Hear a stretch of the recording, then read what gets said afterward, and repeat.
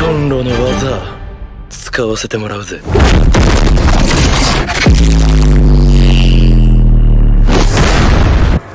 Fire Force, le manga de Atsushi Okubo, est un shonen qui a été prépublié dans le Weekly Shonen Magazine. L'auteur du fameux Solitaire s'est trouvé une nouvelle série à succès après le phénomène qui était Solitaire.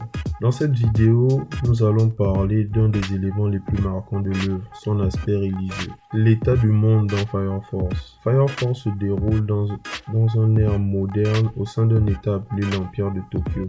On suit Shinra Kusakabe de la brigade de pompiers spéciales appelée Fire Force. Leur rôle est d'éliminer les torches humaines qui sont des humains entrant en combustion spontanée.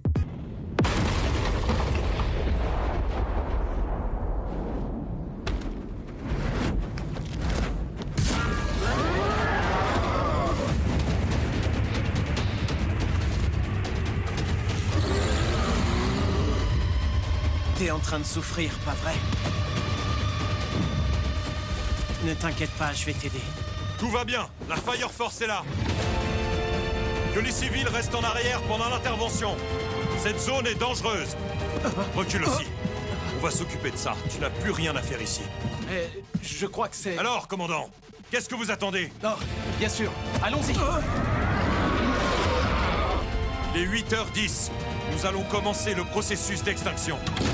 Oui, chef. Les unités de chaque brigade contiennent des personnes au pouvoir pyrokinétique, aux usages et catégories variées. Grâce à ces dons, les forces spéciales arrivent à lutter contre la menace qui sont les torches humaines. Tout ceci sous la supervision d'une organisation religieuse, le Temple du Saint-Soleil.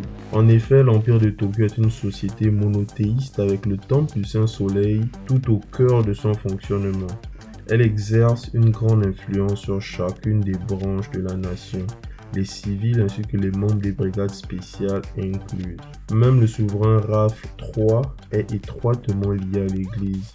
Pour mieux comprendre comment l'Église a atteint autant d'importance au sein de l'Empire, il serait judicieux d'y aller près de 200 ans en arrière.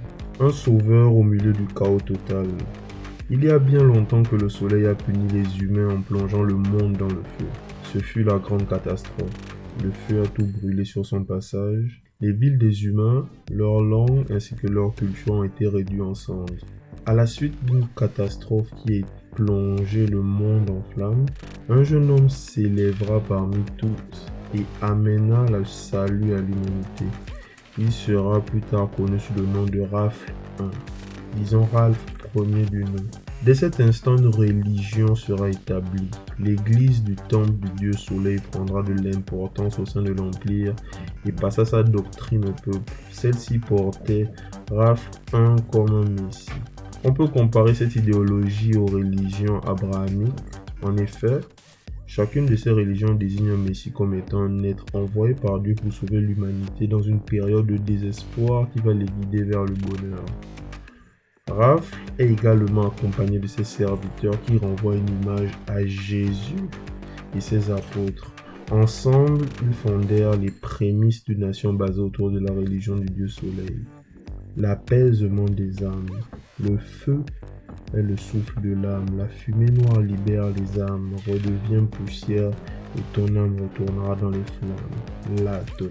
Chaque unité doit avoir un représentant de l'église au sein de son équipe. Le plus souvent, ce sont des sœurs ayant reçu les enseignements depuis leur enfance, comme le sont Iris et le commandant Ibana.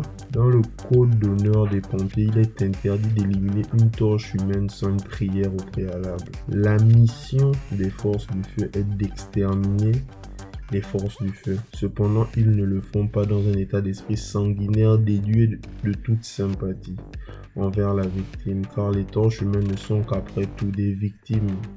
L'acte de la prière sert d'exorcisme de l'âme à la personne en combustion. De plus, elle permet de rassurer les proches de ce dernier que leur proche ira dans l'au-delà. Je vous en prie, ma sœur.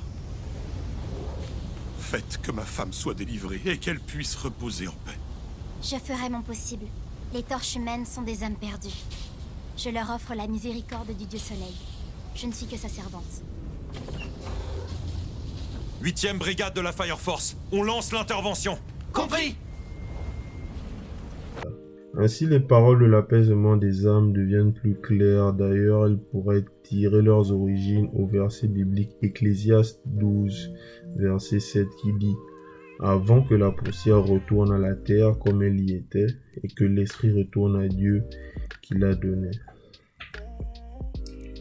Le Dieu Soleil. Entouré de ses disciples, il trouvera la flamme éternelle nommée Amaterasu. Cette source d'énergie servira pour créer la grande nation qui est l'Empire de Tokyo.